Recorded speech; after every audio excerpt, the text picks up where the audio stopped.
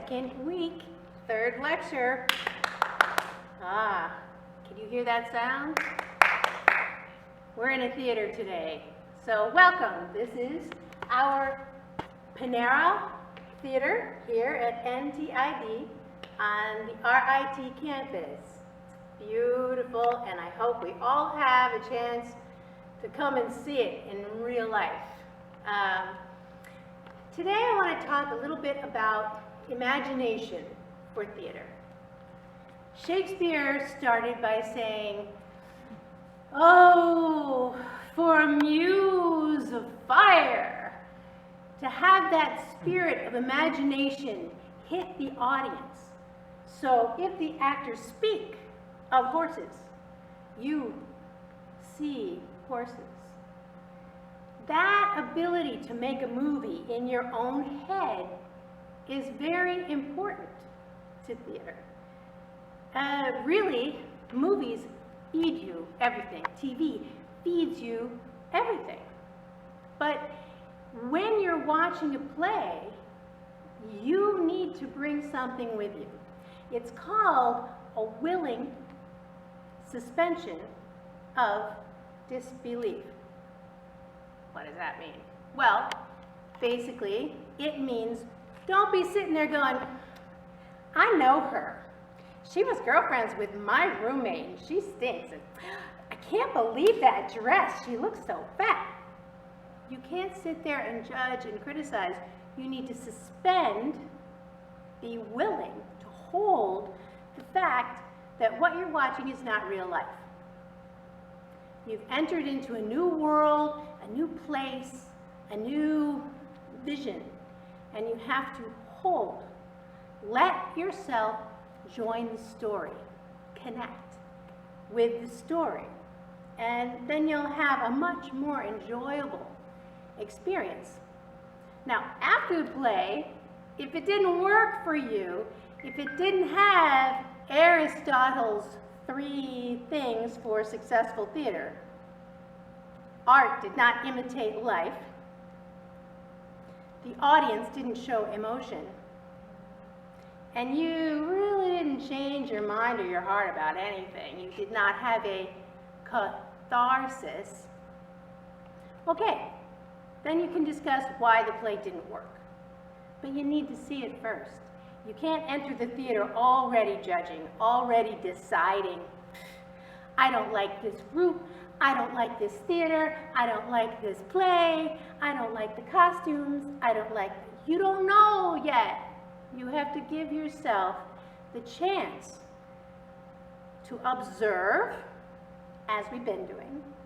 You have to give yourself the chance to understand the context of the play, and then you have to add your own imagination and be sure that you have your own suspension of disbelief set up. So that's your job as an audience member. Now, suppose you don't have a chance to watch the play. Suppose you have to read the script only. Well, that's hard because dramatic lit is intended to be seen. It's not really intended to be read.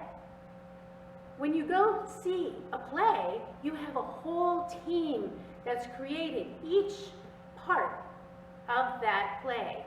You've had a costume designer analyze the script and come up with what the characters should look like, how they should dress. That influences how the actors will move. You've had somebody analyze the script and build a set, a background that helps the audience understand when and where the story is happening. You have a lighting designer who analyzes the script and comes up with colors, lights, fade in, fade out, when there should be a blackout. You have a sound designer who's also added in background noise, music, support, voiceover if needed, captioning that's creative, video projection. So you're given a lot, but live theater still requires real communication between real people.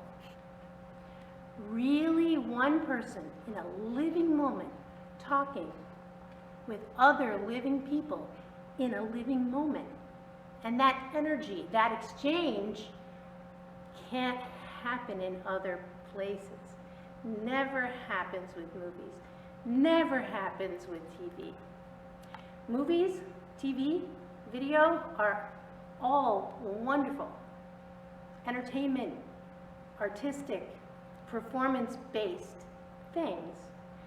But because of their medium, that media tends to be 2D. Real theater, sorry, my preference shows, live theater is 3D, right?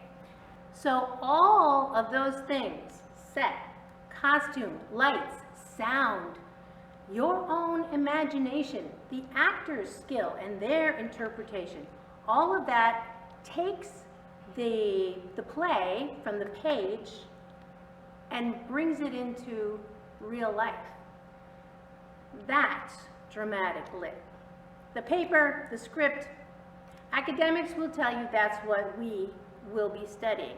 But in fact, dramatic lit is not meant to be read, it's meant to be watched. And where would you watch it? Well, here in the Panera Theater, we are on what's called a proscenium stage. Scene, like a scene, stage. It's a Greek word. We've talked about Aristotle already. So that's where it's borrowed from. A proscenium is the frame of the stage.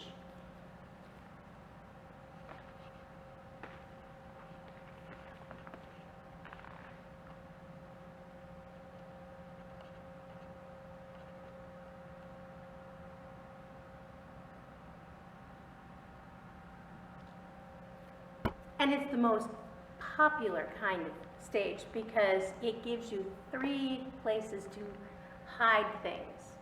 And there's only the 4th wall where the audience sits and looks in like it's a window.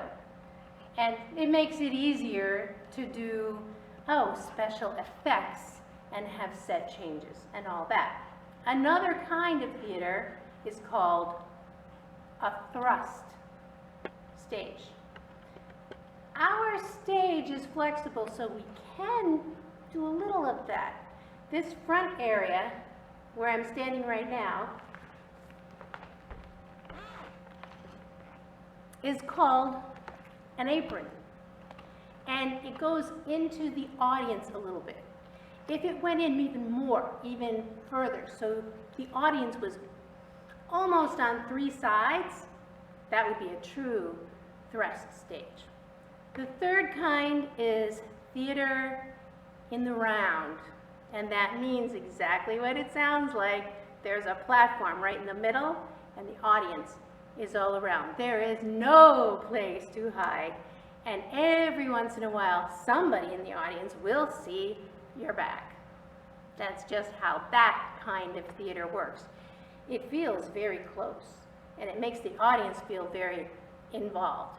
Now, I was just about to talk from the audience perspective. Come with me, won't you? So, when you're watching a play, how do you watch dramatic lit? Number 1, we already discussed suspension of disbelief, a willing suspension of disbelief. The other part is, again, your imagination. When you read anything, I strongly recommend that you try not to get stuck on words and phrases, but you try to take the information from the page and have it become images in your head, just like you're making your own movie. So when you're watching a play, there are a lot of situations when all the characters leave and they come back and they talk about what happened out of sight, the gap. We know what happened because of what they said in the next scene, but we never have a chance to see it. As an audience member, you have to imagine that part. Or maybe you're watching the actor and they're not talking at all, but